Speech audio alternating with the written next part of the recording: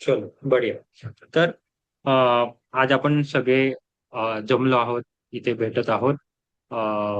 जे आपलं मागच्या वेळेला राहून गेलं होतं, की आपलं सगळं आतापर्यंत काय-काय गोष्टी झाल्या, त्याच्यातून कोणाला काय बदल जाणवले, कोणातून कशातून चांगले अनुभव आले, जेणेकरून बाकीच्यांना त्याच्यातून शिकता येईल आणि नक्कीच प्रत्येकांना काही-काही चांगले अनुभव आलेलेच असतील.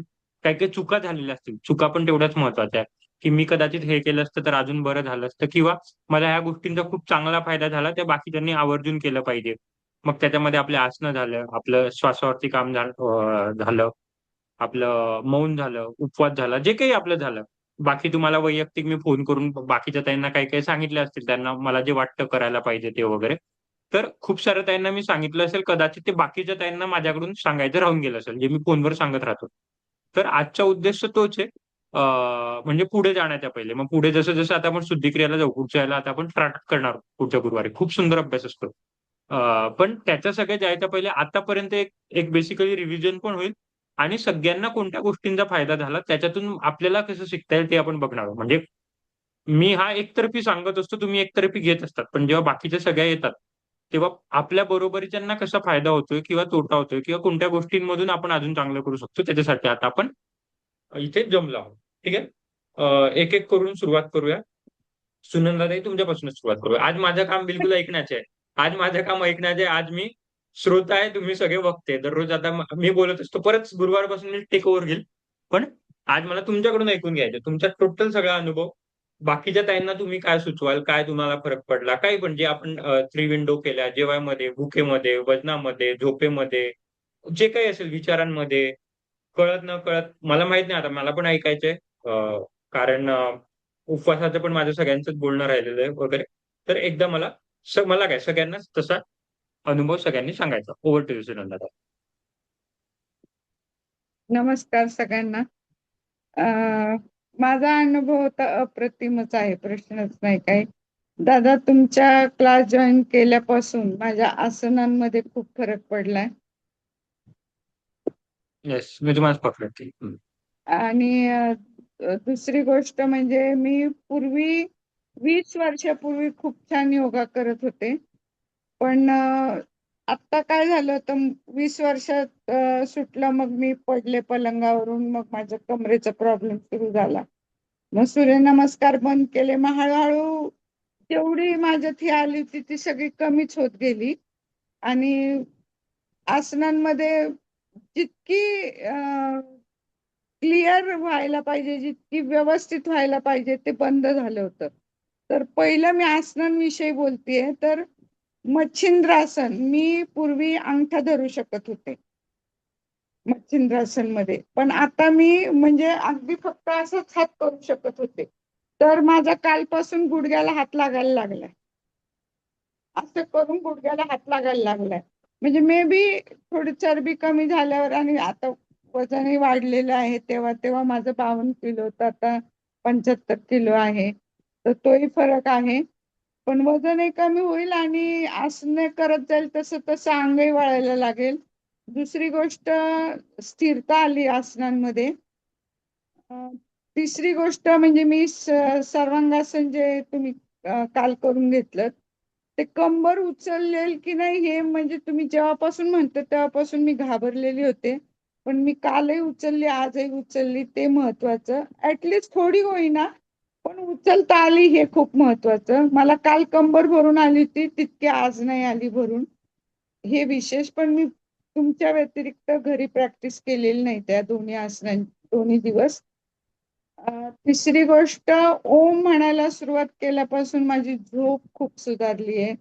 सतत नामजप चालू असतो मनात. ओम लिहिताना डाव्या हाताने मी करते प्रयत्न, पण 11 किंवा 21 लिहिते आणि मग सरळ उजव्या हाताने लिहिते थोडे जास्त. मग तिसरं मी आहार विषयी बोलते, की आहाराचं म्हणजे 3 वेळाच मी आता हे केले. तसं ऍक्च्युली आमच्या जैन धर्माप्रमाणे आम्ही बरंच फॉलो करत असतो, पण हे लक्षात येत नव्हतं की एक फुटाणा खाल्ल्याने काय होतं, का 4 दाणे खाल्ल्याने काय होते, का एखादी फोड कोणी आले त्याच्याबरोबर फ्रूटची घेतली. आता ते टोटली मी बंद करून टाकले. जे खायचं ते फक्त 3च वेळा खाते. मग ते चहा असो, दूध असो, का त्याच्याबरोबर काय खायचं असो ते तेव्हाच खाते. त्यामुळं एक कंट्रोल छानपैकी आलाय. त्याच्यामुळं एक खा तर नाहीच होते आता बिलकुल. आणि एक असं वाटतं की चांगली शिस्त लागली माझ्या शरीराला, की दिवसभर दिसलं की खायचं, दिसलं की खायचं ते होत नाहीये. आणि आता उपवास आणि मौन. उपवास तर अतिशय चांगला झाला. थोडंसं डोकं दुखलं संध्याकाळी, पण मला वाटलं होतं ते होईल म्हणून ते झालं ऍक्च्युली. ते आपण जे मनात विचार करतो ते बाहेर पडतं, तसं मला वाटतं ते झालं. मौन खूप छान रीतीने पार पडलं. मौन मध्ये कुठेही काय अडचण आली नाही. आणि उपवास केल्यानंतर इतका फ्रेशनेस, ताजगी वाटली मला. पोट हलकं झालं, शरीर हलकं झालं, एक प्रकारचा उत्साह वाढला. आणि त्या दिवशी म्हणजे असं माहित नाही की काहीतरी वेगळं केलं मी, आणि अशी खूप प्रफुल्लित आनंदी स्वतःच होते. म्हणजे कुठे गेले नाही, आले नाही, कुणाशी बोलले नाही, मी माझं नामजप केलं, आसनं म्हणजे ते थोडंफार काय जे करायचं होतं, वज्रासन हे ते छोटे छोटे, बाकीचं तर व्यायाम करायचं नाही सांगितलं होतं, त्यामुळे ते नाही. पण हे सगळं करत होते, पण असं आनंदाने करत होते. कुठेही दबाव नव्हता, कुठेही बळजबरी वाटत नव्हती. म्हणजे असं स्वतःहून वाटत होतं की चला आता आपण हे करू, चला आता आपण ते करू. एक प्रकारचा उत्साह वाटला. त्यामुळे खूप छान वाटलं दादा. खूप खूप धन्यवाद तुमचे. खूप छान. आणि सगळ्यांनी असं करत राहावं अशी माझी इच्छा आहे. आणि आता अशी कोणती गोष्ट वाटली की ती तुम्ही केली असती तर अजून बरी झाली असती, किंवा ती बाकीच्यांनी केली तर त्यांच्यासाठी बरं होईल, हे मी बाकीच्यांसाठी म्हणतो. असं तुम्हाला दादा, काहीतरी वैयक्तिक वाटलं असेल? वैयक्तिक हेच वाटते मला कारण मी थोडी घाबरत आसनं करते बाकीचे पण कमरेसाठी. कारण माझ्या जे मणक्याची चकती हल्ली ना, तर मला खूप भीती. म्हणजे जे वाकून आपण हे करतो त्यावेळेस वगैरे मी थोडी जपून करते.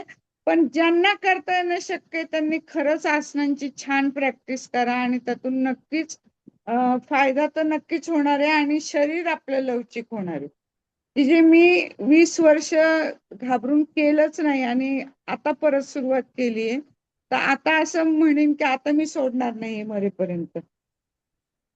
अरे, सुनंदाताईंचं मी एक सांगेन आवर्जून की सुनंदाताईंना मी त्यासाठी खास व्हिडिओ पण बनवून पाठवायला लावलेला, की माझ्यासाठी ते खूप आश्चर्यचकित होतं की फक्त 3 एक आठवड्यात, 3 अडीच 3 आठवड्यात त्यांची जी मागची नाही चार नाही पाच दादा, 10 दिवसात, 10 दिवसात.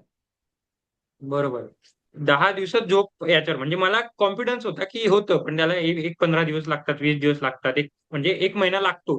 कारण एवढं, आणि त्यांचं 4-5, कारण मला त्यांची वैयक्तिक त्यांनी काही गोष्टी सांगितल्या होत्या, त्यामुळे मला त्या गोष्टीचं गांभीर्य होतं की ते कशातून जात आहे. पण म्हणजे ते त्यांनी केलं काम, ते म्हणजे ते करतच काम, पण त्यांच्यावर खूप फास्ट काम केलं. मग ते कदाचित जिद्द असेल, इच्छाशक्ती असेल. पण झोपेचं, कारण खूप सारं त्यांना आता जसं जसं वय वाढेल तसं तसं झोपेचं, म्हणजे जरी काही प्रॉब्लेम नसतील, असं तर नसतंच कोणाच्या घरी प्रॉब्लेम नसतात, पण तरी समजा आपण असं आयडियल केलं पण की घरात काही प्रॉब्लेम नाही, तरी वयाच्या मानाने निद्रानाशाचा त्रास होतोच आपल्याला. तर फक्त ओंकाराच्या बळावरती, बाकी ते तर आपल्यासारखे एवढे आसनं वगैरे करू शकत नाही. ओंकाराच्या बळावरती. तर मला मुद्दामून सगळ्यांसाठी मी का सांगतोय हे, की ज्या दिवशी तुम्हाला असं वाटलं की मी काहीच करू शकत नाही, थकल्यासारखं वाटतं, किंवा घरी पाहुणे आले किंवा बाहेर गेलं वगैरे, फक्त 11 ओंकार घालायचे. म्हणजे ते मिस न करायचं. ती मी एक गोष्ट हायलाइट करतोय, जी सुनंदाताई मी घेतली, मी शिकलो. म्हणजे मला ओंकाराचं महत्त्व माहिती आहे, म्हणून तुम्हाला पहिल्याच दिवशी मी तुम्हाला ओंकार शिकवलं, बाकी काहीच नाही शिकवलं. कारण त्याचं महत्त्व किती आहे, आणि त्याला असंच जर ते नीट केलं ना, तर त्याचे फायदे दुप्पट तिप्पट असतात, जे नॉर्मल आपण ओंकार म्हणतो. तर ते कधीही सोडायचं नाही. भले काही पण झालं तरी चालेल, पण ते एक सोडायचं नाही. ते धरूनच चालायचं. आणि तशा रीतीने करायचं. सुनंदाताई, आता तुम्ही फक्त एक करा. आता तुमचं हा, जेव्हा आपले 2 महिने वगैरे संपतील, तर तुमची फुल हा. बॉडी चेकअप करून घ्याल, ब्लड टेस्ट. आपल्याला हो कळेल हो किती हो किती बदल झाला. हो HbA1c दादा. वगैरे, ऍटलीस्ट बेसिक बेसिक पॅरामीटर. करायचंच आहे दादा, मला थायरॉइडचं पण करायचंच आहे. कारण मी 2 महिने आधीच केलेलं होतं. त्यामुळं लगेच करूया. हा मी कोर्स सुरू मी राहील व्हायच्या आधी कॉन्टॅक्टमध्ये. केलं नाही. आता आपला हा कोर्स संपला की तुम्ही सांगा, मग मी ते आता करून घेतो. डी डायमर पण करायची आहे, जी मी तुम्हाला मागच्या वेळेला सांगितली होती. ती वरचे 200-300 रुपये देऊन होते, पण ती करायची आहे आपल्याला. हो. ठीक आहे? चालेल. Very good. चलो. थँक यू सुनंदाताई. असंच करत राहा. आता हळूहळू जसं आपण शुद्धिक्रियेकडे जाऊ, ते सगळ्यांना सोपं पडेल शुद्धिक्रिया. शुद्धिक्रिया एक सोपी पडेल याचा अर्थ नाही, कारण आता आपलं शरीर तयार झालेलं आहे. त्राटक आणि योगनिद्रा हे खूप महत्वाचे आहेत. म्हणजे सगळ्यांसाठीच हे खूप महत्वाचं आहे. बाकी बाकी पण आहेत, असं नाही कमी महत्वाचं, पण हे 2 गोष्टी त्यातल्या त्यात ज्यांचं वय जास्ती आहे, त्यांच्यासाठी हे खूप आहे. सुनंदाई, तुम्हाला काचबिंदू, मोतीबिंदू आहे का? नाही, काहीच नाही दादा. चष्मा पण आहे मला जवळच, म्हणजे नाही, काय चष्मा म्हणतात ठीक तो, आहे. दीड दीड नंबरचा आहे. पण तो पण मी लावत नाही, कारण मला वाचता येतं. खूप वाचायचं असेल ना पुस्तक वगैरे तर मी लावते. मला मोबाईल वगैरे वगैरे चष्मा नाही लागत. ठीक आहे, काय हरकत नाही. मग ठीक, चालेल. चलो बढिया. दादा नेक्स्ट ह्या कोण आ रहा है अभी? वर्गात मीच मोठी आहे मला वाटतं ना सगळ्यात. मला वय तर नाही माहित. तुमच्यामध्ये किंवा शोभाताईंमध्ये असेल कॉम्पिटिशन. शोभाताई आल्या नाही, दोघांमध्ये कोणीतरी कॉम्पिटिशन असेल. कदाचित तुम्हीच असाल. पण शोभाताईंना पण नातवं आहेत मोठे, म्हणजे बऱ्यापैकी एक 5-6 वर्षाचे नातवं आहेत. तर मोरलेस 2-5 वर्ष मागे पुढे असाल. तुम्हीच त्यांना विचारून घ्या. 20 वर्षाचा नातू आहे दादा, तो पण मुलीला 8 वर्षांनी हां, नाही, झालेला नाही, मुलगा नाही. आहे. मग बरोबर आहे. मग तुम आगे हो. तुम बहुत आगे हो. तुम्ही पुढे आहात मग. बरोबर आहे. तुम्ही सगळ्यात वयस्कर आहे. आणि बघा, सगळ्यात वयस्कर आणि सगळ्यात कमी वयाचे माझ्या मते आपल्याकडे तेजलताई किंवा तेजल ताई, वैशालीताई असतील. तेजल ताई. तेजलताई. पण ते सगळं म्हणजे ते जे एक ज्याला आपण म्हणतो वाइब्स म्हणतो किंवा जे एनर्जी म्हणतो, सगळ्यांचा तेवढाच मॅच होतात. कुठेही वयाचा फरक नाही, कुठे जागेचा फरक नाही. नाही कोणी नाही दादा, पुण्याला आहे, कोणी सगळ्यांचं. मुंबईला आहे. वैशालीताईंशी पण मी परवा बोलले, सीमाताईंशी बोलले, शोभाताई, म्हणजे आम्ही सगळ्या एकमेकींशी छान इंटरॅक्ट करू शकतो. आणि इतके काळजी घेतात. म्हणजे परवा मला सीमाताईंचा फोन आला, की "तेजलताई का येत नाहीये? काय काही प्रॉब्लेम आहे का?" मी फोन केला, फोन पण नाही उचलत आहे. म्हणजे तेवढी कळकळ प्रत्येकांना प्रत्येकाची. मी तर ते केला खूप होता मस्त आहे. तेजल ताईंना फोन, त्यामुळे मला माहिती होतं काय येत नाही. व्हेरी गुड, त्यांच्याशी व्हेरी रविवारी गुड. बोलले होते मी. मस्त. बघा, म्हणजे ही कळकळ आहे आपल्याला प्रत्येकाला. म्हणजे तसं बघितलं तर काय घेणं-देणं, मैं मेरा करके आऊंगा, मेरा करके चले जाऊंगा. काही संबंध नाही. आणि पण ते मला एक म्हणून मी तुम्हाला फोन करायला लावतो. ते खूप महत्वाचं आहे आणि हे तुम्हाला नंतर कळेल. आता नाही कळणार. पण मस्त. Very good. चलो अभिनेश, थँक्यू दादा, thank you so thank much. You ताई. नेक्स्ट कोण आ रहा है? वैशाली ताई.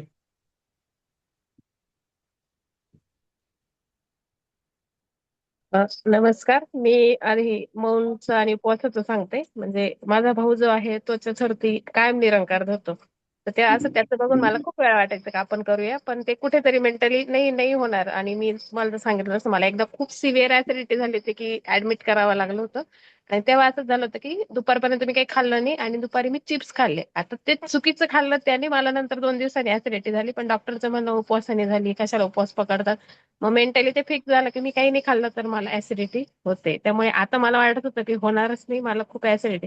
म्हणजे त्या दिवशी ते पूर्ण झाल्यानंतर मला इतका आनंद झाला का माझी ही इच्छा होती की पूर्ण होईल आता, की प्रत्येक चतुर्थी मी फळांवर करू शकते. म्हणजे निरंकार असं नाही, पण फळं खाऊन करू शकते. आणि घरातल्यानी एवढी काळजी घेतली नाही. एवढे प्रत्येक 3 तासांनी आपण काही सांगायचे, आता दादाचा मेसेज आलेला असं. म्हणजे माझं तर 2-3 वेळा असं झालं, मी आता काहीतरी सांगायला फोन हातात घेईल, त्याच्या आधी दादाचा मेसेज पडलेला असायचा. म्हणजे घरातल्याने सुद्धा इतक्या वेळाने विचारलं का ठीक आहे का, काय का होईल की नाही होईल. पण दादाने प्रत्येक वेळेस ती खूप काळजी घेतली.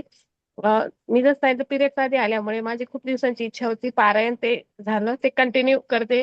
दिवाळीपासून पुढे पुढे करू करू तर ते टाळलं जात होतं, तर ते घडतंय.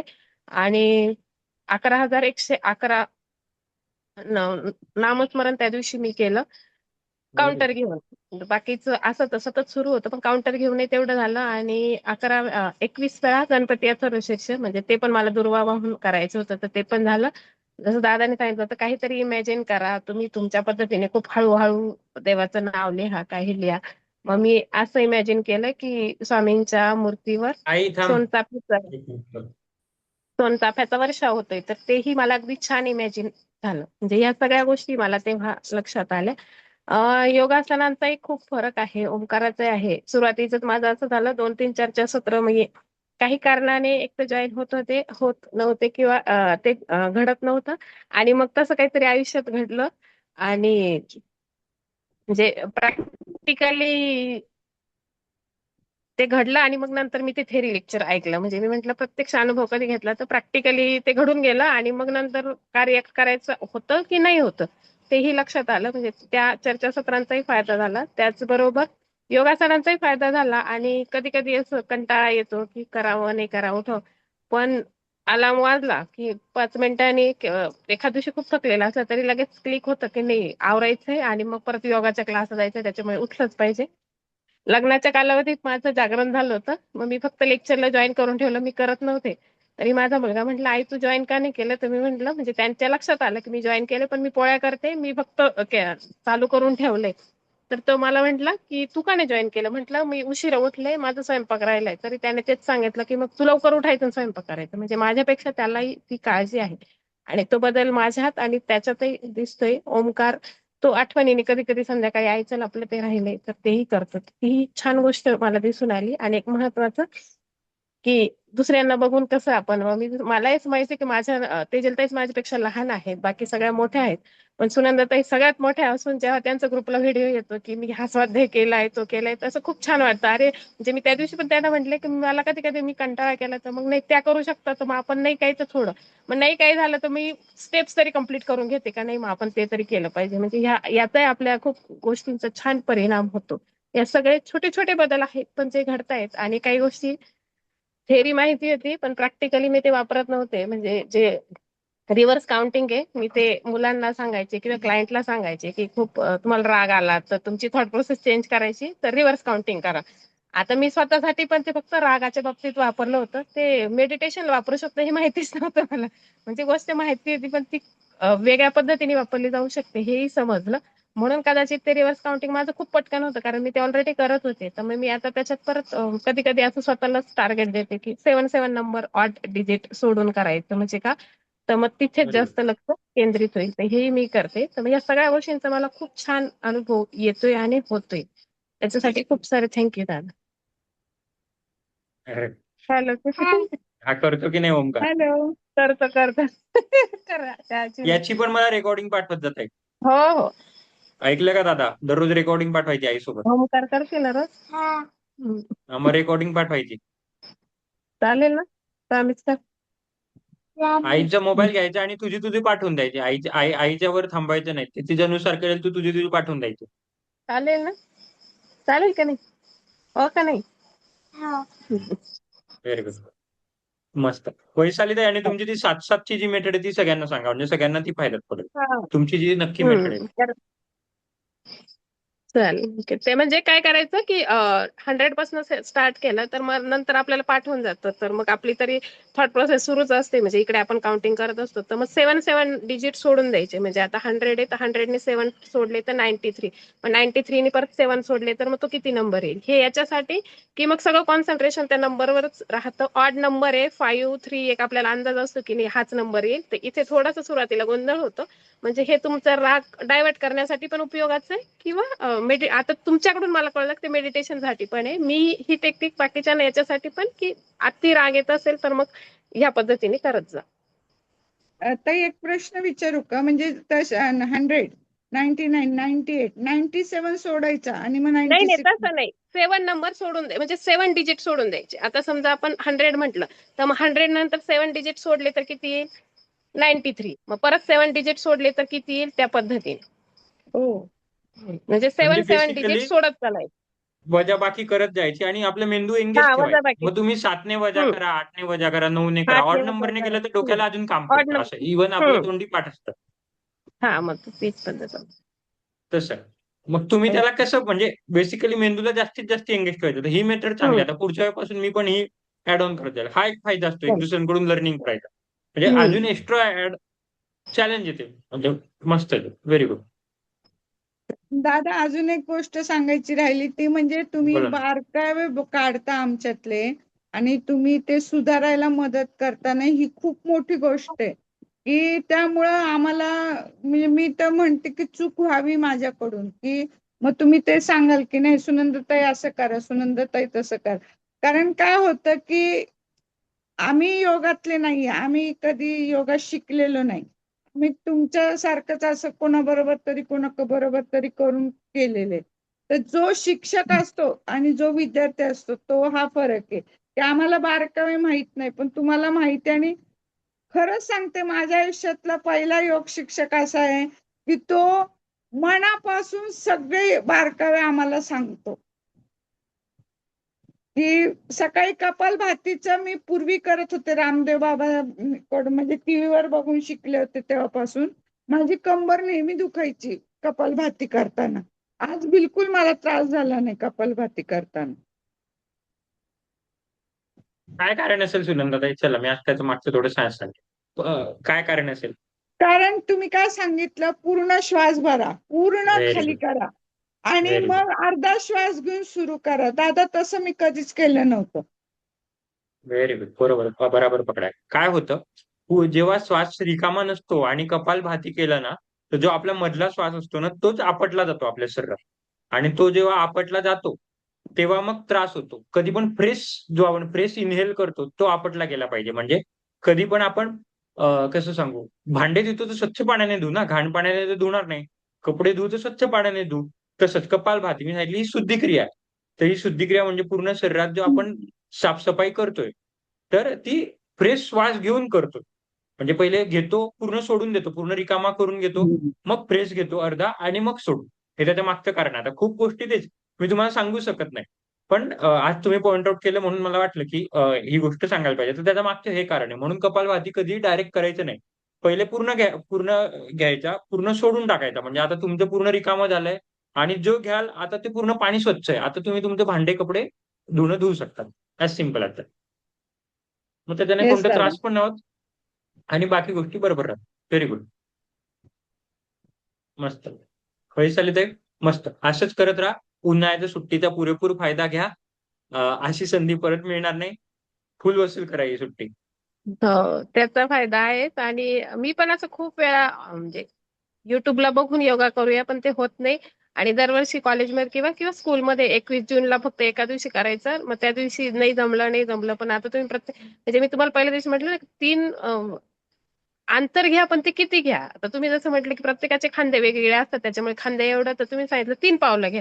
आता ते कायम लक्षात राहिलं ना, किती अंतर आलं पाहिजे. म्हणजे गोष्ट छोटी आहे, पण ती नेहमी लक्षात राहण्याजोगी. तर या छोट्या छोट्या गोष्टी आहे, ज्या लक्षात राहतात. आता ते प्रत्येक वेळेस एक दिवस माझा गुडघा स्वतःच वर येत होता, माझ्या लक्षात आलं की हे चुकीचं होतं, मग हे नाही व्हायला पाहिजे. तर मग ताण जाणवे. म्हणजे गोष्ट छोटी की ताण का आधी जाणवत नव्हतं, तर गुडघे वाकले जायचे, तर ताण त्या पायांवर येतच नव्हतं. तर मग ह्या छोट्या छोट्या गोष्टी लगेच लक्षात येतात. तर ही खूप महत्वाची गोष्ट आहे. आणि डीप ब्रिदिंगचा पण खूप फायदा झालाय मला. म्हणजे मला ते सतत असे पटापटा श्वास घ्यायला लागले, की मी घरात पण सांगते नाही, दादांनी सांगितलं की तुमचे श्वास घेऊन तुम्ही आले, मग तुम्ही एवढे पटापटा घेतले तर आयुष्य संपून जाईल, त्यापेक्षा मोठे मोठे श्वास घ्यायला सुरुवात करा. म्हणजे ह्या पद्धतीने सांगितलं तर निदान घरातले ऐकतात की नाही, मोठा श्वास घ्यायला पाहिजे, म्हणजे जास्त आपण थोडे श्वास उरवू आपले आणि आयुष्य वाढेल. तर याचा पण फायदा होतो. म्हणजे घरात पण शिकवतो की नाही, असा ओंकार घाला, असं करा, हे केलंच पाहिजे.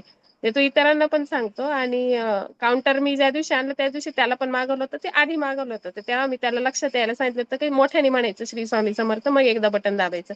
आता मी ज्या दिवशी मौन पकडलं, त्याने पाहिलं माझ्या हातात काउंटर, तुम्हाला येऊन म्हणतो तू तर तुला बोलायचं नाही, तू कसं काय काउंटर चालू राहील. म्हणजे गोष्ट छोटी तर ती लक्षात. परत तो मला म्हटला की मोबाईल दे, मी म्हटलं नाही. आणि मी त्याला आदल्या दिवशी सांगितलं होतं की मोबाईल वापरायचा, मला मोबाईल वापरायचा नाही. त्याचं लगेच पुढचं वाक्य, तुझ्या सरांनी तुला बंद केले, मला नाही. आता मी तेव्हा त्याला हे नव्हते सांगू शकत की तुला का नाही द्यायचं. तर मला नेट ऑन नाही करायचं. कारण का, तर थोडंफार नेट ऑन केलं, मी परत हातात मोबाईल घेतला, तर नोटिफिकेशन दिसलं, तर ते कुठेतरी येतं. थोडीशी लालच येईल पटकन. की नाही बघावं काय मेसेज. पण मग त्याला सांगितलं, त्याने नाही घेतला. पण त्याचं फक्त हे वाक्य होतं की तुला बंद केलंय, तू मला पण बंद करते का. पण मग त्याने तेवढा त्रास दिलाच नाही. त्याने पण छान सहकार्य केलं, की तो सगळ्यांना सांगायचं की नाही, माझ्या आईला नाही बोलायचे, माझ्या आईने मौन धरलंय, असं तो इतरांना, ज्यांना माहिती नाही त्यांना पण सांगत होता. म्हणजे कोणी प्रश्न विचारले येत नव्हतं जास्त, कोणी बोलायला येत नव्हतं, का माहिती होतं नाही बोलणार आहे असं.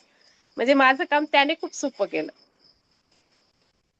गंमत अशी असते ना, आपल्याला वाटतं उपवास मोहन करायच्या पहिले की यांच्यामुळे, लहान मुलांमुळेच तुटेल. पण तेच सगळ्यात जास्ती कॉपरेट करतात आणि तेच जास्ती मदत करतात. खूप गंमत असते. हे केल्याशिवाय जाणवणार नाही हे. म्हणजे आता ह्याच्या तिसऱ्या व्यक्तीने बघितलं तर तो म्हणेल असं कसं काय शक्य, लहान मुलं वगैरे. पण तेच खूप मदत करतात आणि तेच सगळ्यात जास्ती कॉपरेट करतात. ज्याला समज असते तो कधीच कॉपरेट करत नाही. कारण त्याला समज आलेली असते. समज आली म्हणजे अहंकार येतो. अहंकार आल्या म्हणजे बाकी गोष्टी येतात. लहान मुलांना अहंकार नसतो. त्याच्यामुळे या सगळ्या गोष्टी होतात. मस्त. Very good. बढिया. येस. Who's next? चेतनताई. सीमाताईंचा तर कॅमेरा ऑफ आहे, सो मी बोलू. येस. सीमाताई आहेत कुठे पण, की नुसतं लावून गेले आहे? आहे कॅमेरा चालू केला आहेत म्हणजे का? आहे. चलो ये आहेत स्टेजवर. आहेत आहेत ऐकताय तुझ्या. इथेच आहे इथेच आहे. पडद्यामागून बघतायत. पडद्यामागून बघतोय. चलो ऐकत होती सगळ्यांचं. चलो बढ़िया. ओके. Yes sir. येस तिकडे. फर्स्ट ऑफ ऑल सगळ्यांचं खूप छान की ह्या आपल्या ह्या जर्नीमध्ये खूप छान मैत्रिणी भेटल्यात. मला आतापर्यंत स्कूल कॉलेज नंतर एवढ्या मैत्रिणींनी आजारी असताना फोन नाही केले तेवढे मला सीमाताई, वीणाताई यांनी फोन केलेत, सुनंदाताई यांनी मला फोन केलेत. त्यामुळे थँक्यू सो मच. सीमाताईंचे कधी कधी मी फोन उचलले नाहीत कारण त्या टाइमला मी झोपलेली असायची. नंतर कॉल बॅक करणं पण शक्य नाही झालं कारण तब्येत खरंच खूप खराब होती. आणि सुरुवात ना मी मौन व्रतापासून करेन, त्याच्या एक्सपिरियन्स पासून करते. कारण माझ्या लाईफ मधला खूप मोठा एक्सपिरियन्स आहे की मी 36 तास उपाशी राहिली आहे. कारण मी कधीच उपाशी नाही. म्हणजे हे जे आहे ना, दादाने बडशोपचं त्या दिवशी उदाहरण दिलं की फक्त एक दाना काय काम करतो, एवढं तास ते 45 तास 45 मिनिटं आपलं ते कसं बॉडी म्हणतात ना रिॲक्ट करत असते किंवा कसं ते गोष्टी आपल्याला फसतात. विंडोज बद्दल सांगितलं त्याने, म्हणजे कळलं की अरे बापरे मी किती माझ्या शरीराला त्रास देत होते. हे मला त्या दिवशी कळलं की खूप मी माझ्या शरीराला सारखं वर्किंग मध्येच ठेवते. कुठे त्याला रेस्ट मुवमेंट जी लागते रात्री पण ती आपण देत नाही.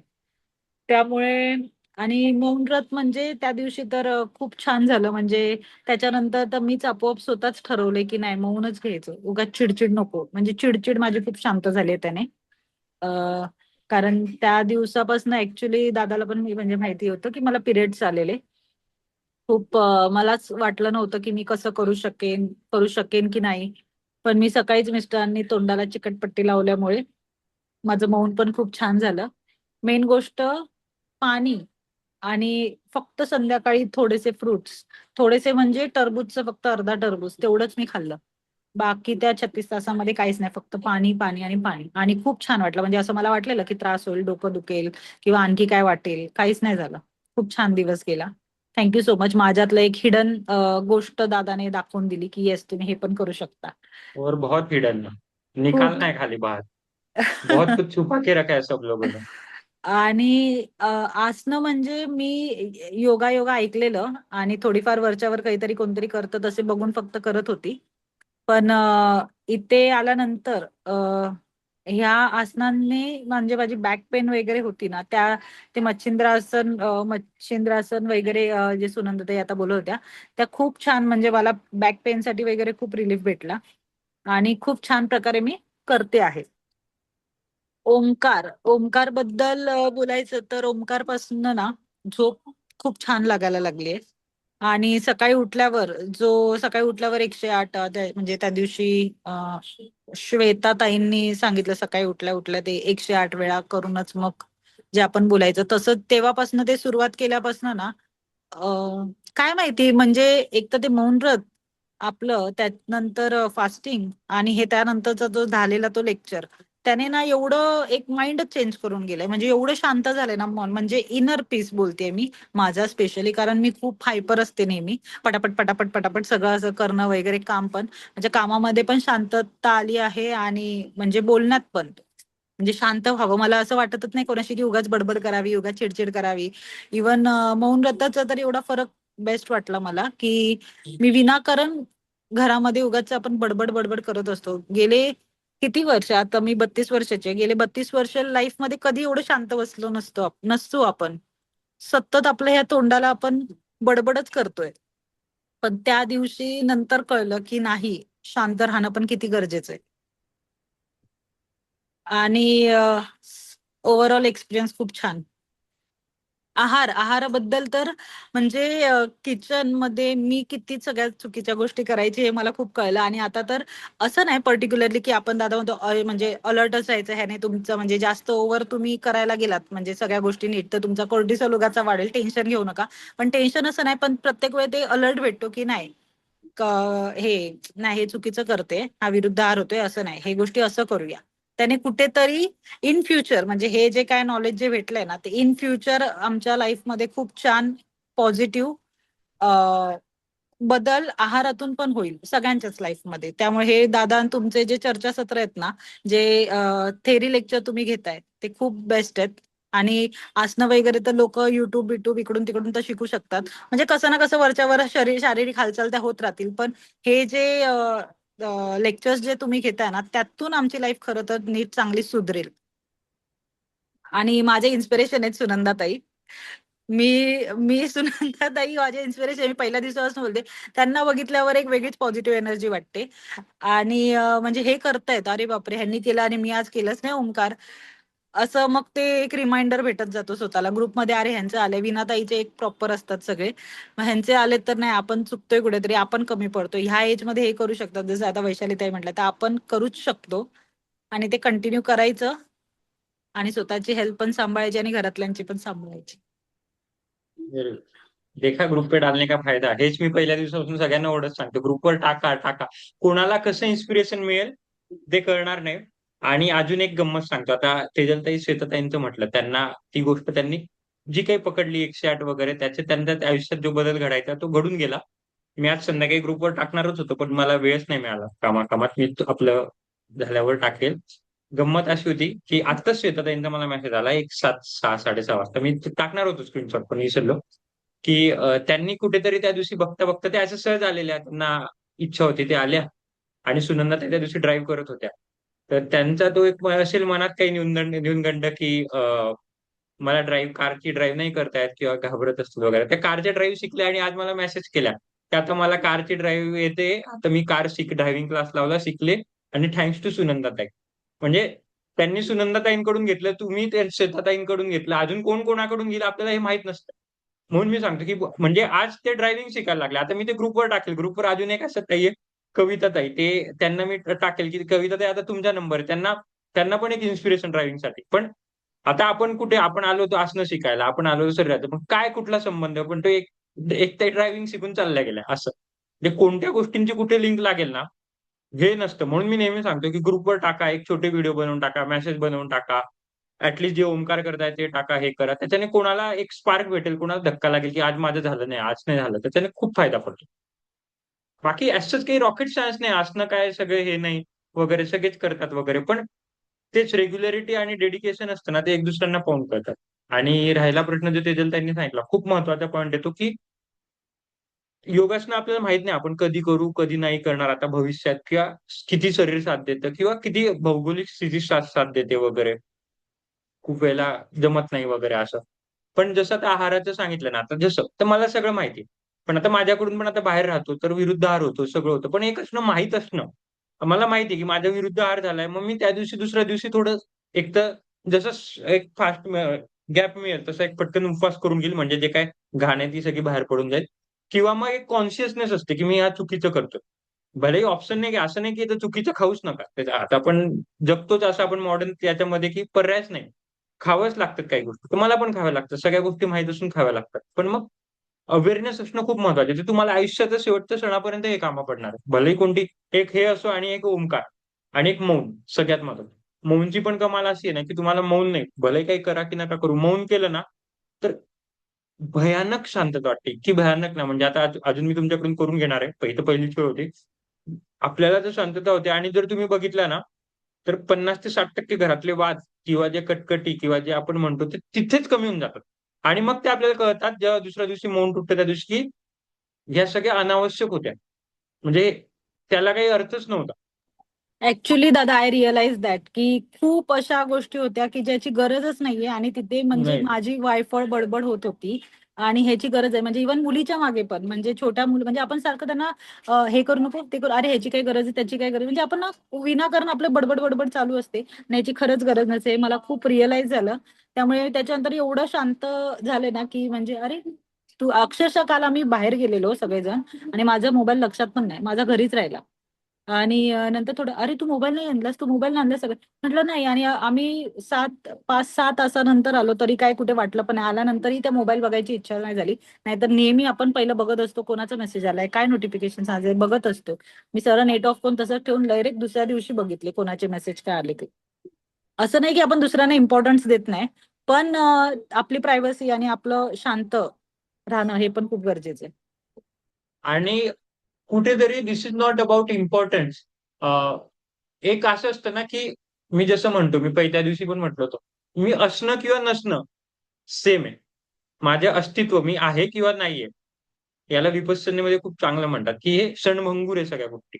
त्याला वर्ड आहे क्षणभंगूर, की मी आहे किंवा नाहीये हे इक्विव्हॅलंट आहे. उलट कुठेतरी आपण जसं आता तेजाल त्यांनी त्यांच्या लहान बाळाचं उदाहरण दिलं. जास्ती इन्स्ट्रक्शन देऊन आपण चुकीचं करतोय कुठेतरी. किंवा घरी जास्ती हे करून आपण प्रेमापोटीच करतो म्हणजे आपण चांगल्यासाठीच करतो. आपलं त्याच्यात हे नसतं. पण ते कुठेतरी चुकीचं आहे. त्या दिवशी ॲटलीस्ट आता त्यांच्या बाळाला तेवढी म्हणजे तेवढं हे नाही जसं-जसं बाळ मोठं होईल, जसं वयस आली त्यांचा मोठा मुलगा आहे. तर त्या दिवशी एक दिवस त्याने बरोबर तेवढं त्याला त्याचं चालवायला एक चालना मिळाली, की हां, मला कसं माझ्या गोष्टी करायच्या ते. नाहीतर मग काय वयस आली ते मागे लागले असते. असं करायचं, तसं करायचं. पण त्याला एक दिवस तेवढी चालना मिळाली. एक दिवस मुलगा आईच्या व्यतिरिक्त कामं करायला शिकतो, सगळ्या गोष्टी करायला शिकतो, सगळं हे करायला शिकतो. तसं सेम विथ हसबँड त्यांना पण आहे. म्हणजे आपलं अस्तित्व तेवढं स्ट्रॉंग होतं. अस्तित्व कळतं आणि आपल्याला पण आपलं अस्तित्व कळतं. ते खूप महत्वाचं आहे. याची म्हणजे लाँग टर्म शारीरिक व मानसिक तर आहेच. पण या सगळ्या गोष्टींचं एवढं हे आहे ना, की रिलेशनशिप खूप स्ट्रॉंग होतात घरातल्या. भयंकर स्ट्रॉंग होतात. आपल्याला कळतं ना, आपण घरातल्यांसोबत अनावश्यक भरपूर गोष्टी अनावश्यक हे करतो. म्हणून मी तर हे शनिवार-रविवारी करतो, की मला पण शांतता, सगळ्यांनाच शांतता आणि तेवढंच मी कंटिन्यूअस ऑनलाईन वगैरे असतो तर हा एक नियम घालायचा आणि नाहीच नियम झाला, तर महिन्यातून एकदा एकादशी, चतुर्थी वगैरे झालं किंवा ते पण नाही जमलं, नवरात्र म्हणजे एक दिवस पकडायचा वगैरे ते पकडायचा. त्यातल्या त्यात थोडं ना शरीराला जपायचं. आता जसं तुम्ही मौन केलं शरीराला तपवलं. तुम्हाला वाटलं अरे मौन होणार की नाही, उपवास केला शरीराला हे आपण शरीराला तपवतोय, तप करतोय. नंतर आहार सोडला, प्रत्येक हे सोडला. आता मी नवरात्रीत चप्पल पण सोडून देतो. कंप्लीट बिना चपलेनं वगैरे असं करून ते तपवायचं शरीराला. शरीराला तपवायला पाहिजे. आपण शरीराला इतका कम्फर्ट ठेवला ना, आपापल्या कोणाचं प्रत्येकाची तपवण्याची भाषा वेगवेगळी असू शकते. कोणाचं काही असेल, जी एखादी गोष्ट आपली प्रिय असते ना, ती सोडायची, त्याचा त्याग करायचा. 1 दिवसासाठी, 2 दिवसासाठी. कोणी पण असो म्हणजे ते नात्यात पण असो किंवा शारीरिक किंवा भौतिक गोष्टी जी काही असेल कोणाचा मोबाईल जे काही एखादी गोष्ट खूप खायला आवडते वगैरे, मुद्दामून त्याग करायचा, शरीराला तपायचं. ते तापाल ना, ते तप केला तेव्हाच ईश्वर प्राप्ती होईल. परत ईश्वर प्राप्ती म्हणजे ती ईश्वर प्राप्ती तर होईलच, पण आपल्याला आपली स्वतःची प्राप्ती होईल. म्हणून तपायला पाहिजे. आपण शरीराला तपवत नाही. आपण शरीराला इतकं कम्फर्टमध्ये म्हणजे आपण जे लहान मुलाला म्हणतो, की लहान मुलांचे आपण इतके लाड करून ठेवतो किंवा चोचले पुरवतो आपल्या शरीराचे आणि त्याच्यामुळे आपण आपल्या शरीराला हरवून टाकतो. हा त्याच्यात त्यांनी खूप महत्वाचा मुद्दा मांडला, की आहार आणि मौन या 2 गोष्टी आणि ओंकार या 3 गोष्टी जरी केल्या ना, तुमची पूर्ण लढाई जिंकलेली. ऑब्व्हियसली व्याधी येणारच आहे. जसं-जसं वय वाढणार आहे, हाडं टिश्यू होणार आहे. बाकीच्या वयानुसार व्याधी होणार आहे, त्या तर होणारच आहे. पण त्याला लढायची ताकद मिळणार आहे त्यात. खूप महत्वाचं. Very good Tejal. Thank you. मस्त. आणि तेजल ताईंचं खरंच खूप अभिनंदन. म्हणजे त्यांनी उपवास केला मला खूप मस्त वाटलं. त्यांनी उपवास केला कारण त्यांचा मला 7-8 दिवसा पहिले म्हणजे जसं आपलं चालू झालं 5-6 दिवसानंतर, "दादा भूक लागते, दादा भूक लागते." मग मी त्यांना ते कानाचं सांगितलं, तरी भूक लागते. मी म्हटलं 2 तास वाढवा, 1 तास पुढे करा, हे करा, ते करा. पण मला मनात माहीत होतं, की ज्या दिवशी उपवास करतील त्या दिवशी त्यांना ह्या सगळ्या भुकेचं गणित कळून जाईल आणि भुकेचं गणित म्हणजे काय? आपण लेप्टिन, ग्रेलिनची सेन्सिटिव्हिटी स्ट्रॉंग केली ॲज सिंपल ॲज दॅट. म्हणजे असं नाही, की हवेत तुक्के मारलेले काय पण सायन्स पण आहे, पण स्पिरिच्युअल पण आहे आणि एक स्वतःचं पण आहे एक्झिस्टन्स. म्हणजे तिघी-चारी, "एक तीर में तीनों चारों निशाने मारे" आपण त्याच्यात. तर कोणाला कोणता निशाणा लागला ती पुढची गोष्ट. पण खूप मस्त आहे हे माइंडसेट आणि गेम आहे दादा. माइंडसेट गेम आहे. माइंडसेट गेम्स आणि संयम माइंडसेट गेम संयम म्हणण्यापेक्षा संयम आला. संयम पण आला आणि ती शक्ती आपल्याला आपली कळते. सगळ्यांमध्ये आणि हे सगळ्यांमध्ये आता मी का तुम्हाला इष्टो एनर्जी असं छूमंत्र स्वाहा केला का, की तुमको भूक नहीं लगेगी ताई. सुनंदाताई तुम्ही ऑटोमॅटिक अर्धमस्तनासनमध्ये हे प्यायला लागून जाल. असं काही नसतं. हे फक्त तुम्हाला तुमचे शरीर हे कशाने होते? नामजप आणि उपवास. ते ताकद देतो, भयंकर ताकद देतो. असतं सगळे प्रॉब्लेम तेच असणार आहे. प्रॉब्लेम कधी नाही. मी तुम्हाला म्हणतो, की उलट तुम्ही जितकं-जितकं जपाल, तर जितकं-जितकं नामजप कराल तुमच्या आयुष्यात खूप प्रॉब्लेम वाढणार आहे. हीच मनाची तयारी ठेवायचीच. ज्याला आयुष्यात प्रॉब्लेम नको त्याने नामजप करायचाच नाही. कारण तुम्ही जवळ जाताय. जसं मी सांगितलं तुमची सबसिडी तुम्ही जवळ-जवळ जाताय. जेवढं तुम्ही जवळ जाल तेवढं दूर फेकले जाल. चुंबकाचा नियम असतो. तुम्ही जितक्या जवळ जाल तेवढं दूर फेकलं जाल. तर ती मनाची तयारी ठेवून करायची आणि जेवढं तपाल तेवढं ओव्हरऑल चांगलं आणि आता बाकीच्यांना पण आपल्या घरच्यांना पण टपवून घ्यायचं छोट्या-छोट्या कारणाने वगैरे हे करून. ते आपण चांगल्यासाठीच म्हणजे चांगली गोष्ट आता तुम्हाला असं कळालं. तप खूप महत्वाचं आहे आयुष्यात आणि आपण तप कुठेतरी सोडून दिलेलं. आणि दादा कुठेतरी घरातल्यांसोबत डिस्कस करतो ना आपण, म्हणजे मी माझ्या हस्बंड सोबत डिस्कस करते की दादाने हे शिकवलं ते शिकवलं. त्या दिवशी त्यांनी नॉनव्हेज खाल्लं तर दुसऱ्या दिवशी त्यांनी स्वतःहूनच त्यांनी फास्टिंग केलं की नको आता मी खाल्लेलं आहे तर आता मी पोटाला आराम देणार, नेक्स्ट डे काहीच नाही, मग फक्त पाणी ह्याच्यावर होते. आणि मी म्हटलं अरे कशाला, काही गरज नाही, सकाळी खाल्लंय तर रात्री नव्हतं खाल्लं आपण तर इट्स ओके. नाही नाही, ते बोले नको, दादाने काय सांगितलंय, म्हणजे तो पण कुठेतरी सपोर्ट करतो. त्यामुळे छान चाललंय. व्हेरी गुड, मस्त. आणि असंच करायचं जसं मी सांगितलं, ते जर त्यांनी ऐकलं, मी पण तसंच करतो. काही विरुद्ध झालं दुसऱ्या दिवशी उपवास करून घेतो, किंवा तर बाहेर असलं तर उपवास करणं जमत नाही, मग रविवारी जो पुढचा रविवार असेल तर तुम्ही पण हा नियम सगळ्यांनी पाळायचा. म्हणजे आपल्याला असं वाटलंच आता खूप हॉलिडेला गेलो, लग्नात गेलं, सतत लग्न आहे, लग्नात कुठे पत्ते पाळाल आणि काय पाळाल, बॅक टू बॅक 3-4 दिवस होते, सगळं होतं. बिंदास मजा मारून खायची, तिथे तिथे नाही टेन्शन घ्यायचं कसलं. नॉनव्हेज खायचं ना, बिंदास खायचं. तुम्हाला लग्नात बिंदास काय रसगुल्ले काय जे काय असेल ते बिंदास खायचं, त्याच्यात टेन्शन नाही घ्यायचं. कारण आता तुम्हाला तुमच्या पापाची मुक्ती करायला एक साधन मिळालेलं आहे. जे पाप कराल ते पापाची मुक्ती करायला आता तुम्हाला मिळालं. इतके दिवस काय होते की पापाची मुक्ती करायला काही नव्हतं, त्याच्यामुळे पाप करायला घाबरायचो. तर आता ते तुमच्याकडे आहे ते टूल, तर ते टूल वापरायचं, बिनधास्त वापरायचं. पण म्हणजे ते वापरत राहायचं, तेव्हाच ती पाप करायला मजा आहे. आणि हळू तुम्ही बघाल की हळू मग पाप करणं पण कमी होतात ह्या गोष्टी. म्हणजे तेवढं रिअलायझेशन होतं की मग हळूहळू जे क्रेव्हिंग्स असतात खायचे, ज्यांना गोड खायचं होतं, ज्यांना नॉनव्हेज खायचं होतं, ज्यांना जे काही असतं प्रत्येक गोष्ट, ते क्रेव्हिंग्स पण हळूहळू कमी होतात.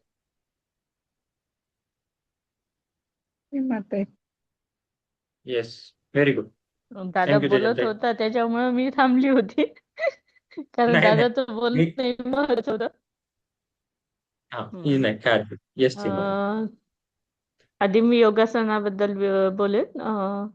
योगासनात मला सूर्यनमस्कार पायामुळे जमत नव्हतंच आणि मला कंटाळा येत होता त्याच्यामुळे योगासन सॉरी सूर्यनमस्कार करायला.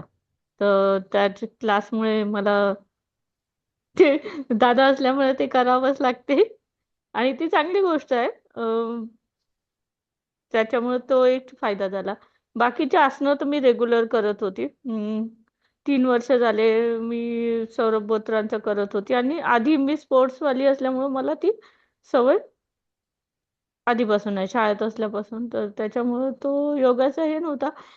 पण दादांनी सांगितल्यावर योगासनातही बराच फरक झाला, कारण सूर्यनमस्कार केल्यामुळे बाकीच्या पण गोष्टीत फरक झाला. तसं पश्चिमोत्तासन किंवा हे तर ते पाय बी धरता येत होती, तर तो एवढं हे नव्हता. पण तरी सूर्यनमस्काराबद्दल मी सांगू शकेन की मला खूप फायदा झालाय. दुसरी गोष्ट उपासाची, की जे कधीच नव्हतं केलं आणि कधीतरी तर नाही जेवली संध्याकाळी तर सर अस्वस्थ होतात आमचे. कारण त्यांचं असं म्हणणं असते की नाही ते खाल्लंच पाहिजे असं आहे. ते पोराला सुद्धा तसंच करतात की नाही ते तू खाल्लंच पाहिजे. ठीक आहे, म्हणजे आहाराचं तर घरात मी दादालाही बोलली होती की विरुद्ध आहार नसतो माझ्या घरात, नॉनव्हेज नसतो किंवा शाकाहारी तर खूप लिमिटेड आणि सिस्टमॅटिक आहे, फळं खाल्ले पाहिजे. तर त्यामुळं आहाराचं एवढं काही नव्हतं. 3 विंडोमध्येच खात होतो. फक्त कधीतरी कुठं बाहेर येऊन ट्रॅव्हलिंग झालं तर मग होत होतं. थोडंसं खाणं नाही तर बाकीचं आहाराबद्दलही व्यवस्थित होतं. तर ते जे आहे तर ते सरांच्या डोक्यात फिट बसलंय की रात्री नाही खाल्लं तर आपण झोपू नाही शकत किंवा लवकर 7 वाजता जेवलं तर मग रात्री भूक लागते. तर ते काही मी बदलवलं नाही. आणि त्या दिवशी पण त्यांनी असंच केलं. ते तसंही खूप कमी बोलतात, त्यांना वेळ नसते, ते घरातही नसतात खूप तर. पण तरी त्या दिवशी त्यांनी भाजी करून ठेवली आणि मला वरती उठवायला आले. मी मध्ये थांबली होती की नको हे. तर ते मला इशाऱ्याने करून राहिले, तर मी म्हटलं नाही मी तर स्वयंपाक करून आली होती आणि मला नाही जेवायचं. तर ते अक्षरशः डोकं पिटत होती की काय मूर्ख झालीस का की तुला जेवायचं नाही, अख्ख्या दिवसभर जेवली नाही. तर ते त्या जेवणाच्या बाबतीत म्हणजे पहिल्यापासून हे आहे त्यांचं की नाही 2च फुलके खायचं, पण वरण भात भाजी चपाती, पण ते त्यांना सिस्टमॅटिक पहिल्यापासून. तर ते ते अप्लाय मला आणि माझ्या पोरावरही करत असतात. ते असो. त्याच्यानंतर ते दुसऱ्या दिवशी पण त्याच्यासाठी अस्वस्थ होते. ते मला दुपारी जेवायला आले तेव्हा मला विचारलं, "तुला भूक नाही लागली?" म्हणजे तेवढं ते त्यांना खूप जेवणाचं हे आहे. आणि माझं मौन 2दा तुटलं, पण एकदा तर मला मी म्हणजे कधी नव्हे ते ऑफिसचं पिऊन आला, काही काम होतं त्यांना, तर मग त्यांनी मला ती वस्तू दिली. तर त्यांनी नमस्कार केला. तर मला बोलायचं नव्हतं, तर मी फक्त मानेने हे केलं आणि त्यांच्या हातातून घेतलं आणि ठेवून दिलं. कारण त्यांना खाली ठेवाय म्हणणं नव्हतं पॉसिबल. जी वस्तू होती तर ते तांदूळ बोलावले होते विकत, तर ती आणून दिले होते त्यांनी. तर ते एक झालं. आणि शनिवारी रात्री पण जी नाही करत होती मैत्रीण, तिने फोन केला. तर मी 3दा कट केला, पण शेवटी मला तो उचला. फक्त मी हू हू केलं, पण मला तो उचलावा लागला. आणि परत कधी न येणारे ते एक सर आले. वाटलं मी सगळ्यांना सांगते की मी दिवसभर एकटी असते आणि कोणीच येत नाही, कोणीच नाही येत. पण नेमकं त्या दिवशी असे प्रसंग घडले की ते सर पण आले. तर बरं झालं की मी वरच्या रूम मध्ये नामजप करत होते आणि मी ठेवून नाही गेली ती, मी हातात घेऊन गेली ती. अ, हे तर मंत्र चॅन्टिंग करताना. तर त्याच्यामुळे मी दार उघडलं, कारण घराला कुलूप नाही आणि जर कोणी बेल वाजवून राहिलं तर मला उघडणं भाग होतं. तर म्हणून मग मी गेली. तर त्यांनी मला विचारलं की झोपल्या होत्या का, तर मी काहीच नाही बोलली. तर मग मी म्हटलं फक्त ध्यान एवढं सांगितलं. तर ते म्हटलं ठीक आहे मी जातो, कारण त्यांना माहिती आहे की ध्यान करत असताना कोणाला डिस्टर्ब करू नये एवढं त्यांना नॉलेज आहे. आणि त्याच्यामुळे ते निघून गेले. तर पण मला ते बरं नाही वाटलं. मी दुसऱ्या दिवशी जेव्हा आपलं मौन तुटलं तेव्हा मी सरांना म्हटलं की अरे काल असं असं झालं होतं, ते आले होते आणि हे नाही. मग शनिवारी आम्ही त्यांच्या घरी गेलो आणि मग त्यांना सांगितलं की असं असं झालं होतं. तर त्या पण त्यांची मिसेस पण मला अरे बापरे, एवढं कडक असतो, बोलायचंही नाही, खायचंही नाही, पण तुम्ही करू शकता म्हणजे? हा प्रश्न मला आजकाल 2-3 जणांनी विचारला. आजही मी माझ्या एका मैत्रिणीकडे गेली, तिने अरे बापरे, भूक नाही लागत का? तेच म्हणजे वाटतं. भूक नाही लागत का? तसं मग तसं काही कसं काय? नसतं. हम्म. फक्त मी दादाला सांगितलं होतं की दादांनी सांगितलं होतं की एक फळ काहीतरी औषध घ्यायचं बीपी आणि याच्यामुळं. तर फक्त एक ॲपल खाल्लं होतं आणि फक्त एकदा निंबू पाणी घेतलं होतं. बस बाकी काही नाही. बाकी दिवसभर नुसतं पाण्यावर आहे आणि काहीच नाही झालं ना, डोकं दुखलं नाही. फक्त मी दुसऱ्या दिवशी आसन करताना दादाला सांगितलं की फक्त कपाट टिकल्यावर ओमेट सारखं वाटलं. बाकी तर ते खूप छान अनुभव होता. आणि जसं वैशालीताईंनी सांगितलं की अंक मोजून हे करायचं. तर मी जेव्हा ध्यान करते तर तेव्हा मी पहिल्या पायरीत आनापानसतीचं जेव्हा ध्यान करते तर पहिल्या पायरीत मी आपण श्वास घ्यायचा, श्वास सोडायचा आणि एक अंक बोलायचा. असं 10 पर्यंत जायचं आणि मग जर चुकलं, जसं दादांनी सांगितलं 100 पर्यंत डबल यायचं, तर तसंच परत 10 1 पासून चालू करून परत 10 पर्यंत. आणि दुसरी पायरी जेव्हा करतो तर तेव्हा आपण पहिले अंक मोजायचा आणि मग श्वास घ्यायचा आणि सोडायचा. तर तिथे बरेचदा कन्फ्यूज होतो खूप जण. आपला मेंदू पण खूपदा कन्फ्यूज होतो. तर तिथे बरेच जण गडबडतात. नंतर तिसऱ्या पायरीमध्ये नुसतं आपण श्वास घ्यायचा आणि सोडायचा, काउंट नाही करायचा. आणि चौथ्या पायरीमध्ये कुठं स्पर्श होतो नाकाच्या बिंदूत, कुठे होतो. प्रत्येकाचा केंद्रबिंदू वेगवेगळा असतो. तर हे टेक्निक ध्यानात करते मी. त्यांनी पण खूप एकाग्रता येते. विचार जे आले ते तर आपण सोडून देतो, त्याला थांबवत नाही. त्याच्यामुळं तो एक खूप छान होतं. आणि मला दादांनी जसं आता म्हटलं की मी एक गोष्ट आता ऍड करणार आहे, तसं मी म्हणणार होती. काल मी ऍक्च्युली फोन केला होता दादाला, पण दादांनी तो नंतर घेतला नाही. तर जसं लाफिंगसाठी, कारण आजकाल त्याच्यावरही खूप काम चालू आहे की मेंदूला माहित नाही की तुम्ही नकली हसताय की असली हसताय. बरोबर. हा, तर ते एक ऍड ऑन करायचं. माझे वडील ध्यान. हास्ययोग शिक्षक आहे. हो. पण ते काय ऑनलाईन मध्ये कसं घ्यायचं मला ते प्रश्न पडतो. ऑफलाईन आम्ही घेतो. आपल्या हो. चेहऱ्यामध्ये 42 स्नायू असतात. तर पूर्ण 42 स्नायूंना व्यायाम मिळतो आणि हास्ययोग खूप सुंदर.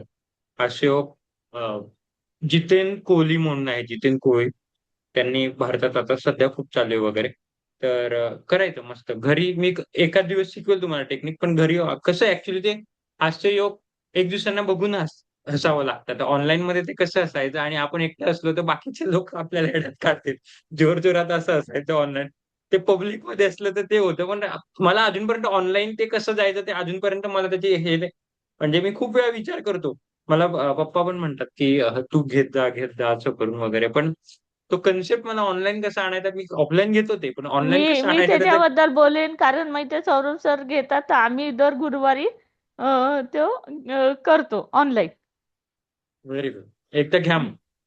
हो. नाही, मी तुम्हाला सांगेन पर्सनली, मग जसं आपण ग्रुपला बोलतोय ना सांगा. दादा आता, तसंच जसं तुम्ही आसनांच्या सूचना देता तसंच सांगायचं की म्हणजे आता जसं आपण समजा आता हे मी दूध सर्वच घेतोय. एक लस्सी पितो, दोन लस्सी बनवतात, लस्सी ते पितो, मग बनवतात हा ना. हा हा तर हा मग असं. चेअर्स करा हा आणि हू चेअर हू काही म्हणायचे आवाज. हसायचं. बाकी नामजप मंत्र चॅन्टिंग मी करतच होती. पण दादामुळे पण 108 ते आणि नेमकं मी त्या दिवशी जे पुस्तक वाचत होती दिवसभर, मी दादांना जे म्हटलं की त्याच्यात जे आपले आधीच्या जन्मातले 38 36 36 हां 36 आणि आता वर्तमान आणि भूतकाळ आणि भविष्य असे 36 जे आपले हे असते, तो पर्टिक्युलर नाव आहे. ते मी ग्रुप दादाला सांगेन ते. तर ते मिळून मग 108 होतात. नामजप आपण जे करतो. तर ते अनायसे मला तो रेफरन्स मिळून गेला त्या दिवशी. तो पण एक फायदा झाला. बऱ्याच दिवसाचं काही वाचायचं होतं, ते पण वाचणं झालं माझं. नामजपामुळे तोही झाला आणि बाकीचं तर तो दिवस फक्त संध्याकाळी असं झालं, की आता करू काय? मोबाईल तर नाही, ठीक आहे. त्याचं काही एवढं नाही वाटलं, टीव्हीचं काही वाटलं नाही. पण मग आता करू काय? मग तरी जास्त फिरायचं नाही म्हटलं, पण तरी एक थोडंसं फिरलं. बाकीच्यांनी तर तो सपोर्ट झाला. पण हे गोष्ट झाली जसं म्हटलं, की वैशालीताईंनी, की त्यांचा मुलगा दुसऱ्यांना सांगते. तर मी पण तसंच माझ्या मैत्रिणीला त्याशी म्हटलं, की "अरे तुम्ही श्वास घेताय तर घेऊन दाखवा. तुम्ही कसा सोडता?" तर तेच दादांनी म्हटलं 99% लोकांचं श्वास घेताना पोट आत जातो आणि सोडताना पोट वरती येतो. तर त्यांना म्हटलं, "ठीक आहे, सध्या माझं चालू आहे. जेव्हा मला वेळ भेटेल तेव्हा मी तुम्हाला हे समजून सांगेन." आज मी चिरंजीवालाही म्हटलं, की "तुला जेव्हाही 10 मिनिटं आहे तू मला दे तुझे आणि मी त्याला ते सांगणार आहे." तर हाही एक बेनिफिट झालाय. बाकी नामजप हे तर ताईंनी म्हटलं, सुनंदा ताईंनी, मी डाव्या हाताने लिहायचा प्रयत्न केला. पण 8-10 जसं होतात माझ्या ह्याच्यानी. ते अक्षर इकडे, तिकडे, तिकडे जातात अक्षराचं आणि टेन्शन नाही मला घ्यायचं. वाटतं आणि मला अजून एक ॲड करायचं होतं. आता ते चुकीचं आहे की नाही मला नाही माहीत. पण मी नामजप करताना एक काम केलं, की मी उजव्या हाताने केल्यावर दुसऱ्यांदा जेव्हा आपण फिरवतो, तेव्हा मी डाव्या हाताने केलं. ते चुकीचं आहे का? नाही ना? नाही, माळा जर असेल तर ती डाव्या हातात पकडायची नसते. जे माळ असेल पण ते. दादा पण दादा मला एक सांगा, जे लेफ्ट हँडेड आहे. हं. ॲक्चुअली काय असतं, हं, म्हणजे कसं समजू, की आपण आपले जे काम, म्हणजे जे असं अपवित्र काम जे असतात ते डाव्या हाताने करत असतो. आणि जे हं, लेफ्ट हँडेड असतात ते अपवित्र काम राईट हँडने करत असतात. म्हणून मग ते त्या असं. म्हणजे जसं आता आपलं लॅट्रिन वगैरे ते सगळं साफ करणं वगैरे ते आपल्या डाव्या हातानेच होत असतं. बाकीचे जे सगळे काम असतात ते डाव्या हाताने होत असतात. म्हणजे असं अपवित्र काम वगैरे. हं. म्हणून डावा हात वापरायचा नसतो.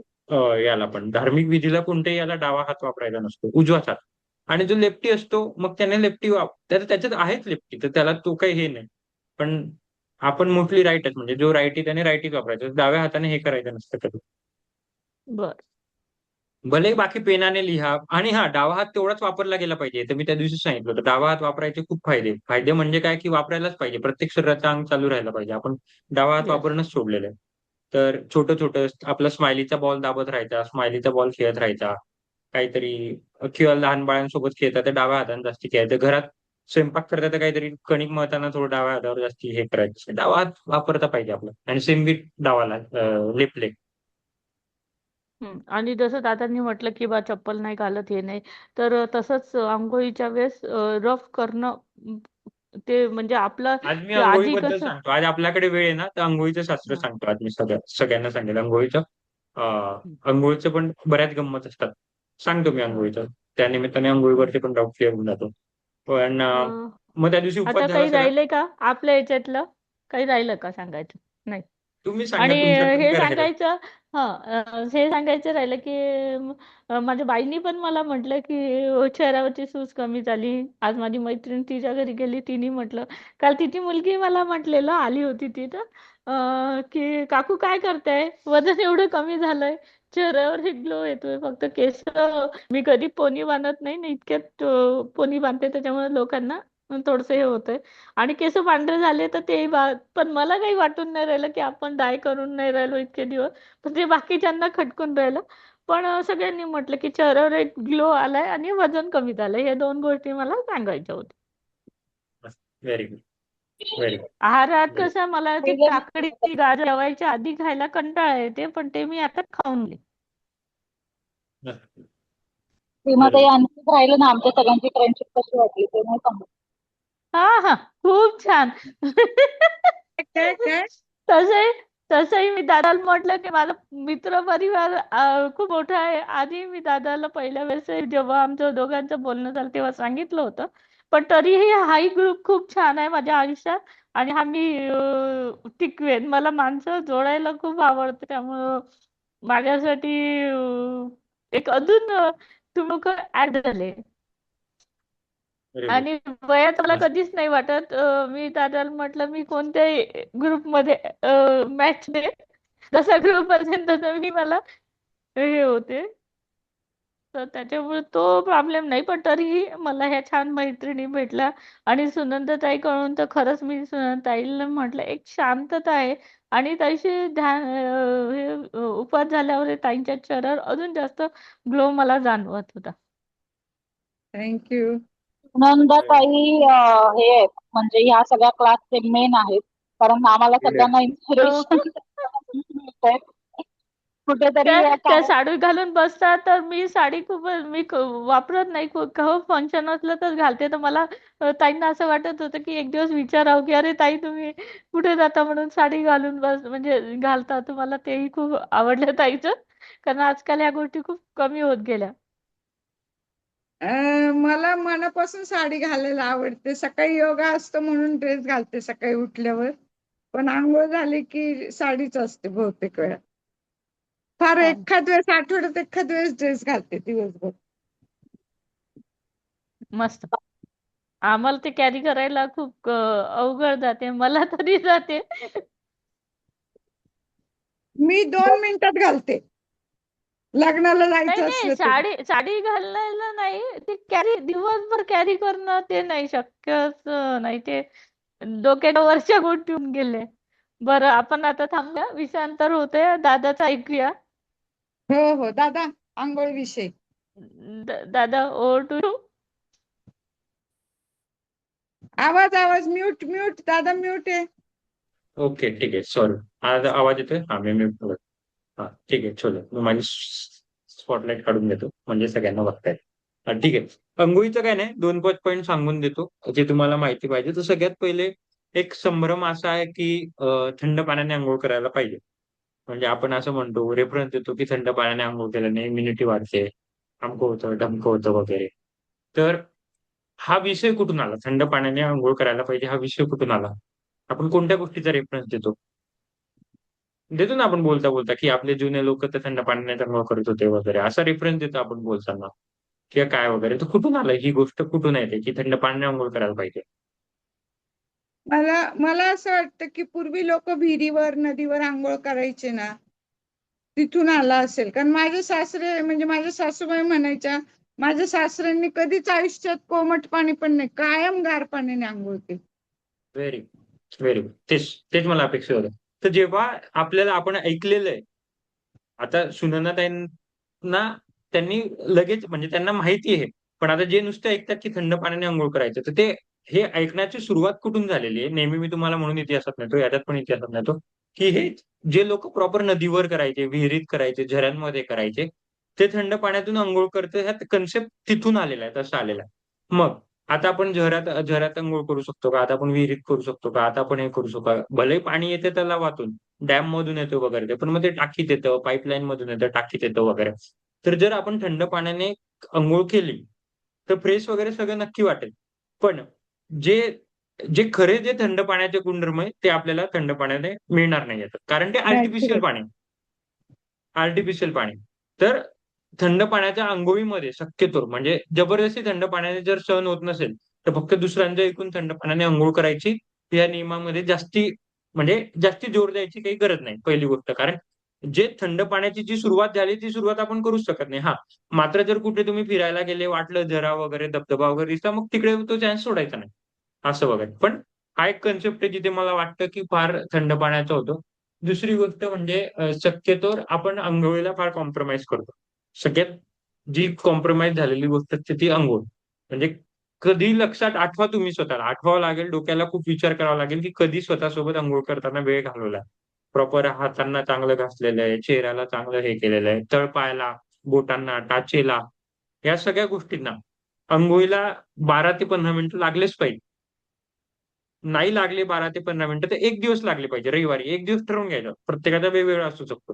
एक दिवस कधीतरी काढायचा आणि 10 ते 15 मिनिटं लहान बाळाला जसे आपण अंघोळ घालतो, तसं आपलं अभ्यंग व्हायलाच पाहिजे. एक एक 10 मिनिटं, 15 मिनिटं, आठवड्यातून एक दिवस.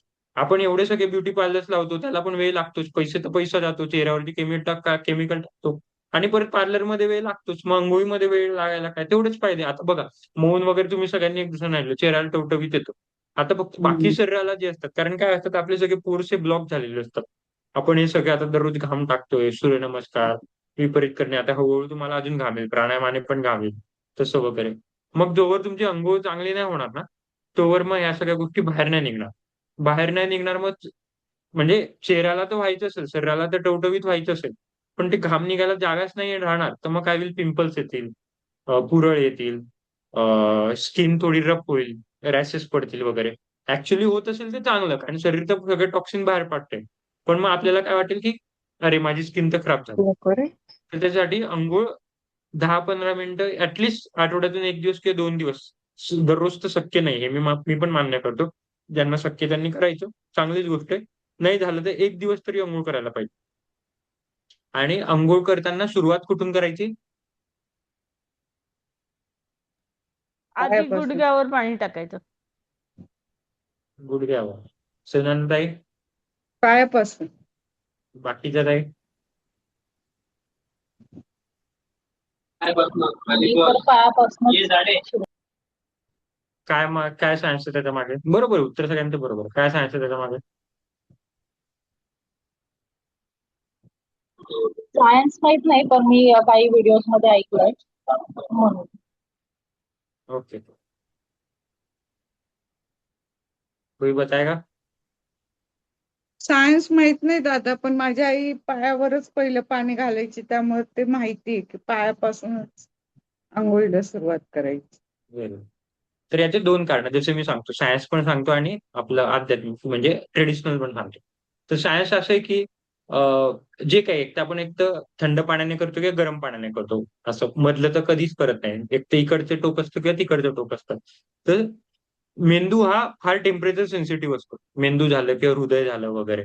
तर त्यांना एकदम झटका बसू नये म्हणून पायापासून सुरुवात करायची. पायापासून सुरुवात केलं मग सर्व हळूहळू त्याला टेम्परेचर ऍक्लिमेटाईज होतं. म्हणून सगळ्यात पहिले जे काय असेल ते पायावरती पाणी टाकायचं. 2 नंबर नाभीवरती. नाभीवरती काय करायचं? नाभीवरती आणि शक्यतो मुळात आपलं शास्त्र शॉवर खाली अंघोळ करायला सांगतच नाही. शॉवर खाली करायचंच नाही अंटिल अँड अनलेस जसं ज्यांना गुडघ्याचा बसायचा प्रॉब्लेम वगैरे आहे त्यांनी स्टूलवरती बसूनच आपलं प्रॉपर करायचं आणि नाभीवरती 2 मग्गे मग्ग्याने पाणी सोडायचं. म्हणजे जर तुमची 10 मिनिटं अंघोळ असेल तर 2 ते 3 मिनिटं नाभीवरती व्हायलाच पाहिजे मग्ग्याने. असं जोर लागला पाहिजे नाभीवरती, म्हणजे नाभीला कळायला पाहिजे की काहीतरी पाणी येतंय. तर ते एक करायचंय. तर सगळ्यात पहिले पायावरती आणि दुसरी गोष्ट नाभीवरती. तर पहिलं कारण त्याचं आहे की टेम्परेचर अॅक्लिमेटायझेशन सायंटिफिक. आणि दुसरी गोष्ट अशी होती की पहिले जेव्हा आपण झऱ्यामध्ये जायचो, नदीमध्ये जायचो, तर सगळ्यात पहिले आपले पाय नदीमध्ये पाय पडतात. डोकं उलटं नाही पडत. किंवा झऱ्यामध्ये पण पहिले हे पडेल किंवा विहिरीमध्ये पण सगळ्यात पहिले. तर बाहेरून आल्यावर पण आपण पाय हे स्वच्छतेसाठी धुतोच. पण सगळ्यात पहिले पाय हे नेहमी आपले स्वच्छ पाहिजे. पाय पवित्र पाहिजे. पाय पवित्र. आता मंदिरात जायच्या पहिले पण आपण पायावर पाणी टाकतो, मग जातो. पूर्ण अंघोळ करायला केलं तर चांगलीच आहे. नाही केली तर ऍटलीस्ट पायावरती पाणी टाकतो. देवाला बसायच्या पहिले पाय पवित्र राहायला पाहिजे. कारण सगळीच जी पहिली घाण येते ती पायापासून येते. पाय आपल्या जमिनीला स्पर्श होत असतात. तर पाय स्वच्छ ठेवणे खूप महत्वाचे. तर पाय सुरुवात करून पायाने केली पाहिजे कधी पण, हे आध्यात्मिक कारण. तर पायाने सुरुवात करायची, नाभीवरती जास्ती फोकस करायचा. अंग प्रत्येक घासलं गेलं पाहिजे. आणि शक्यतो एक दगड ठेवायचा, दगडाने घासायचा. आपल्या बाकी जाळ्या वगैरे नेट वगैरे त्याच्यात नाही, दगड आपला नॉर्मल असतो दगडाने हे करायचं वगैरे. तर ती एक काळजी घ्यायची. आणि बाकी कधी बेसनाने करायचं. बाकी ते सगळं तुम्हाला तर माझ्यापेक्षा चांगलं माहिती असतं. महिलांना या गोष्टी चांगल्या माहिती असतात पुरुषापेक्षा. काय त्वचेची कशी काळजी घ्यायची वगैरे ते. पण तुम्हाला काही प्रश्न असतील तर तुम्ही विचारू शकता. प्रश्न उत्तरांमध्ये जास्त क्लिअर होईल. मोठ्या मोठ्याशा ह्या गोष्टी होत्या EST च्या.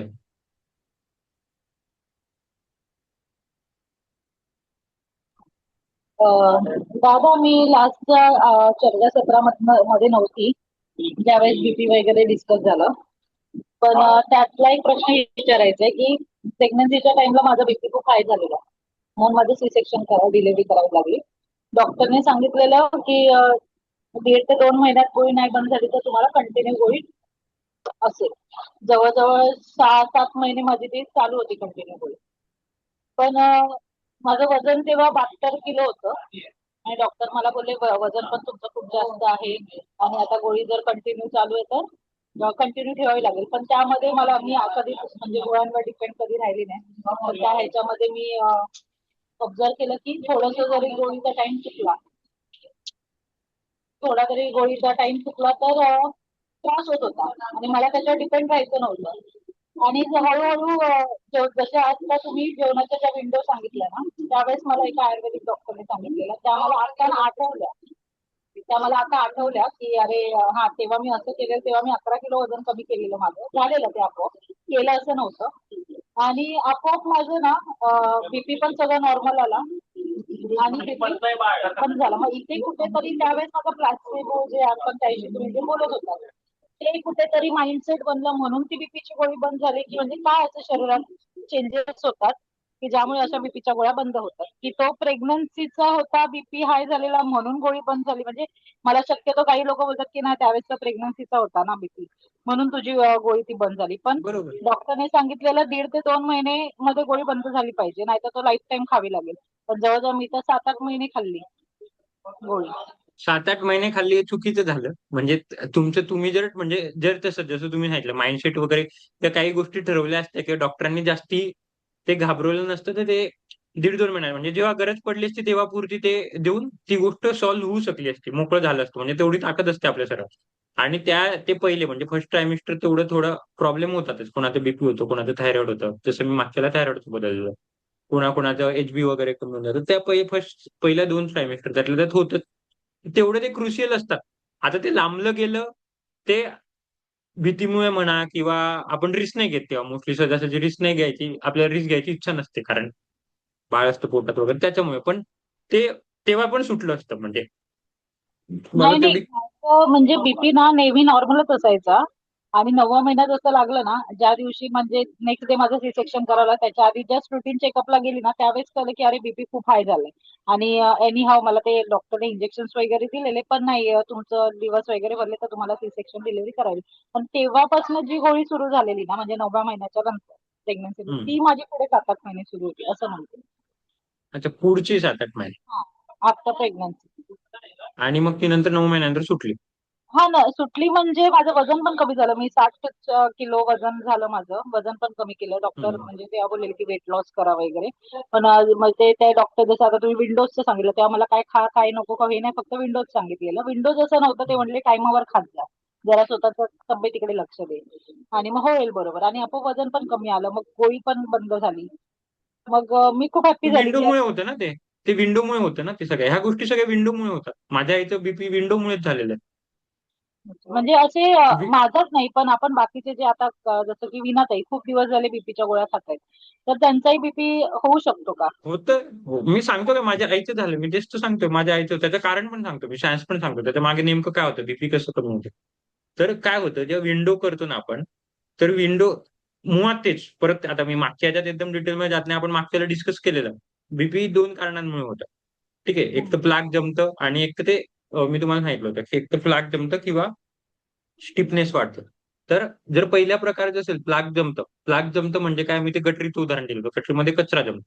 आता विंडोमध्ये काय असतं तो कचरा काढायला गटरवाला येऊन साफ करून चालला जातो ना, त्याच्यामुळे ब्लॉकेज कुठे नसतं. त्याच्यामुळे बीपी ऑटोमॅटिक नॉर्मल होतं.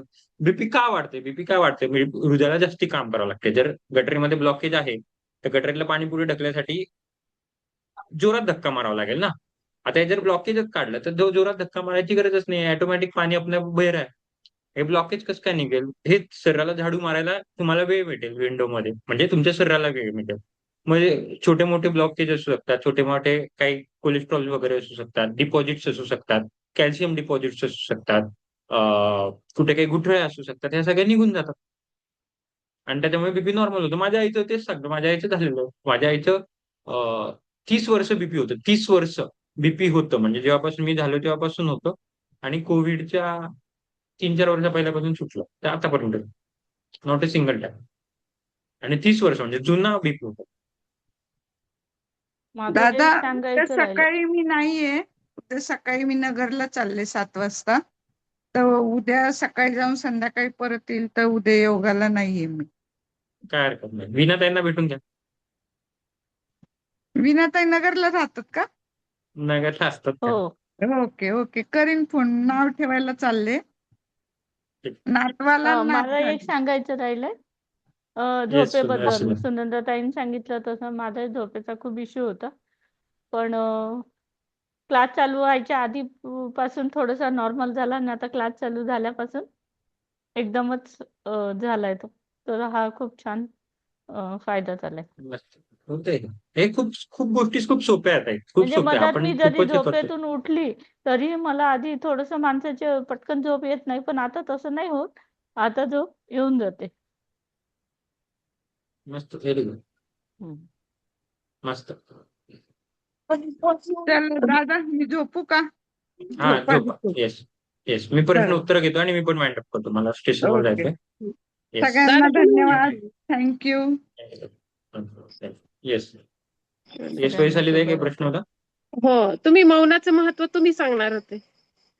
हा, मौनाचं महत्व, मौनाचं हेच जे मी आज सांगितलं सगळ्यात पहिले, की महत्व म्हणजे काय, की आपले जे जे काही इंद्रिय आहे, ते इंद्रिय आपण ताब्यात विदाऊट मौन घेऊच शकत नाही. तुम्ही किती पण फास्टिंग करा, काही करा, इंद्रियाचं फास्टिंग हे इंद्रियाचं फास्टिंग म्हणतो, इंद्रियाचा ताबा हा मौनानेच होईल. कारण मौनाने काय होतं, की मौन आपल्याला प्रत्येक गोष्टींवर विचार करायला भाग पाडतं, की मी असं का करते तर का. हा विचार तुम्ही काही पण करा, किती पण टपा, मौन शिवाय तुम्ही हा विचार करू नाही शकणार.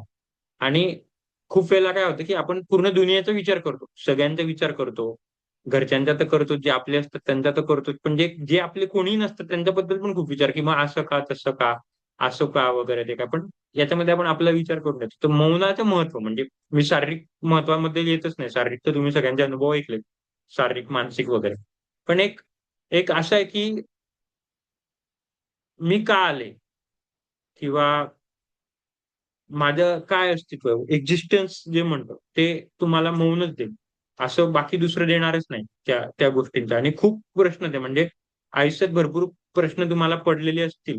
काही काही प्रश्नांचे आपल्याला उलगडे नसतात, की माझ्यासोबतच असं का होतं, किंवा एखादी गोष्ट माझ्यासोबत का झाली, किंवा भरपूर प्रश्न, पेक्षा ते वैयक्तिक असू शकतात. कदाचित पहिल्या मौनमध्ये मिळणार नाही. पण मौनचा एक फायदा आहे, की ह्या सगळ्या प्रश्नांची उत्तर तुम्हाला मौनमध्ये मिळेल. भरपूर वैयक्तिक जे काही प्रश्न असतात आपले, की शारीरिक व्याधी, मानसिक व्याधी, आजूबाजूचे आपल्या नात्यांबद्दलच्या गोष्टी, नंतर भौतिक असतात, आर्थिक असतात, जे काही असतात, व्याधी. तर ते का होतंय, किंवा मग कधी-कधी प्रश्न माहीत असतात, प्रश्न पण उत्तरं पडत नसतात, की याचं मग मी असं आपण म्हणतो ना, मी खूप करते पण होतच नाही. मी खूप करते, मी तर चांगलाच करायचा प्रयत्न करते पण होतच नाही. मग नेमकं काय चुकतं? हे मौनच सांगू शकतं. असं बाकी दुसऱ्या कोणत्या गोष्टी सांगणार नाही. म्हणजे याला काही ट्रीटमेंट नाही, की डॉक्टर देऊन एखादी गोळी देईल, की तुम्हाला याचं निराकरण घ्या. नाही, बाकी सगळं आहे, पण ते गोंधू-बाबा विषय सगळं. म्हणजे ज्याला विश्वास ठेवायचा तो ठेवतोच. पण कधी पण आपलं उत्तर आपण आपल्या मनाने घेतलेलं बरं, दुसऱ्याने द्यायपेक्षा. साधू संतांना प्रश्न उत्तर विचारायपेक्षा, किंवा हात आपलं भविष्य कोणाला दाखवायपेक्षा, मौन तुम्हाला तुमचं सगळं भविष्य दाखवून देईल. मौन तुम्हाला सगळं तुमचा भूतकाळ दाखवून देईल, सगळं दाखवून. आपल्याकडेच आपले उत्तर असतात, ते विचारायचं. ते एकटी ताकद मौनकडे असते. फक्त मौन. दुसरं कोणतेही शस्त्र, अस्त्र, कोणतीही गोळी, कोणतेही काय, हे उत्तर देऊ शकणार नाही. जर स्वतःबद्दल पण उत्तर पाहिजे असेल, दुनियाबद्दल पाहिजे असतील, तर सगळे उत्तर विदाऊट मौन भेटून जाईल. पण आपल्या स्वतःबद्दल पाहिजे असेल तर मौनशिवाय दुसरं कोणते उत्तर देणार नाही. हा सगळ्यात मोठा फायदा. आणि जे विचार खूप येत होते ना ते खूप कमी झाले.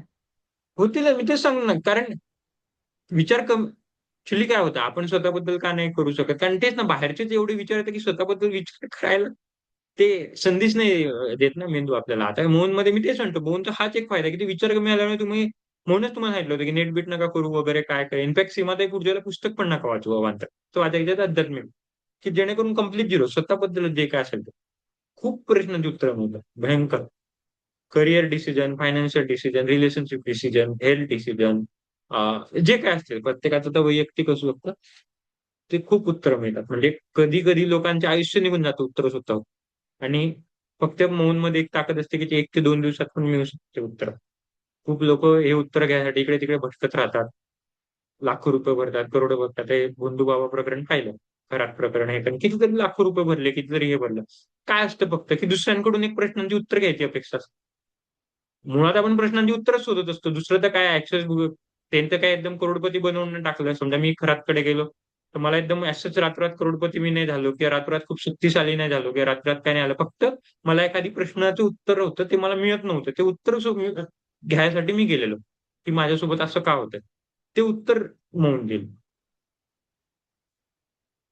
कुठलाही एक्सरे करायची गरज नाही, कुठल्याही रिपोर्ट्स करायची गरज नाही, काही नाही. That is the power of मौन. गॉट इट वैशाली? हो, थँक्यू. थँक्यू. म्हणजे तुम्ही ते सोशल मीडियाचं मी माझ्या एका मैत्रिणीला पण सांगितलं होतं की म्हणजे कसं असर होतं. म्हणजे तिची प्रेग्नन्सी राहत नव्हती. मग छोट्या गोष्टीचं आहे तर ती म्हणे एक दिवस स्टेटस बघता बघता तिच्या दुसऱ्या मैत्रिणीचं कसलं डोहाळे जेवणाचं तर मग अजून ओव्हर थिंक व्हायला लागलं. अजून ती त्या विचारांमध्ये म्हणजे एक छोटस स्टेटस तिच्या मनाला किती त्रासदायक ठरू लागलं. म्हणजे त्या मौनावर तुम्ही जे म्हटलं होतं ना सोशल डिटॉक्सिंग खूप महत्वाचं आहे तर त्याचा इथे असर खूप छान पद्धतीने झाला. म्हणजे कारण काही कुठली रिले बघायची नाही, कोणाचं स्टेटस बघायचंच नाही ना मोबाईल, मग कोणाचं काय बघायचं. तर ते पण मग कधी कधी दुसऱ्यांचं पाहूनही आपण अति विचार करतो की त्याच्याकडे हे मग माझ्याकडे काय नाही. आपण एका वयाचे, आपण चांगले शिकलेलं, तर मग ह्या गोष्टींचा तिथून त्रास होत होतो. मग त्याच्यासाठी ही गोष्ट खरंच छान आहे की नुसतं मौन केलं असतं. म्हणजे सगळ्यांचं खूप वेगळ्या पद्धतीने जर तुम्ही सांगितलं असतं ना मोबाईल वापरा तर ते तेवढं मौनाचं महत्व त्याला काही आम्हाला अर्थ कोणालाच नसतं राहिला, त्याला समजलं काही नसतं. अर्थ नसतं. कारण सगळ्यांनी आणि मोबाईल दुसरी बघता गोष्ट बघताच तो म्हणजे दिवस गेला असता. गेला असता. आणि दुसरी गोष्ट म्हणजे ते पण एक कळतं ना आपल्याला. आपण असं वाटतं की मोबाईल शिवाय काय राहूच शकत नाही, पण ते पण एक कळतं. जसं आता तेजल ताईंनी सांगितलं की आता इतकी सवय होऊन जाते. आता ते पण एक ठरवून द्यायचं कधीतरी, ज्या दिवशी म्हणजे तुमच्यासाठी म्हणतोय, बाकीच्यांनी तर शक्य आहे, पण जेव्हा शाळा नसेल की अशी दिवाळीची सुट्टी लागली एक दिवस त्या निमित्ताने बंद ठेवून द्यायचा मोबाईल. असे बहाणे पकडायचे फक्त. तेवढंच त्याला पण आराम मोबाईल. मला अजून एक गोष्ट सांगायची आहे की म्हणजे आता एक तर घरात कोणी नसते, मी सांगितलं त्या दिवसभर एकटी असते, फक्त बाई आली की तिच्याशी बोलणं होते. पण आता मी जर कोणाकडे त्या दिवशी गेली, ते जे सर आले होते तर मग मला त्यांना सर म्हटलेलं आपण जाऊन येऊ, त्यांना ऑड नको वाटायला की का बरं मॅडमनी नाही बोलल्या. तर मी जेव्हा गेली तर मला त्यांच्या बायकोशी बोलायला त्रास होत होता, असं वाटत होतं नको शांत राहायचं. म्हणजे मी घरी गेली तरी मला त्रास होते, पण आता मौन झाल्यापासून अजूनच बोलायला मला नको वाटते. म्हणजे फोनवर तर मी तसंही नाही बोलत, पण आता मला थोडंसंही बोलायला की असं वाटते ठेवून देऊ फोन रिकाम्या बाजूला. गोष्टी सगळ्या झिरो होऊन जातील. टोटल सगळ्या गोष्टी झिरो होऊन जातील. Same experience.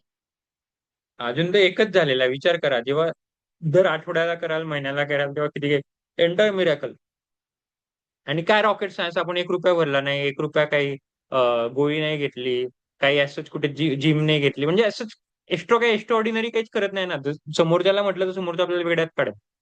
तो असं काय असतंय का? तर मिरॅकल्स करायचं ते आपण करू आता परत एकदा. मी बघतोच एखादी अशी तारीख कानाला काही प्रसंग. तसं मी 8 दिवस पहिले सांगेलच, म्हणजे सगळे परत तयारी करतील. ठीक आहे, थांबूया. चलो, कल मिलते, गुड नाईट, वेळेवर भेटूया. धन्यवाद. ठीक आहे, चलो. ओके. Thank you thank you. दादा. Good night. थँक्यू वैशाली ताई.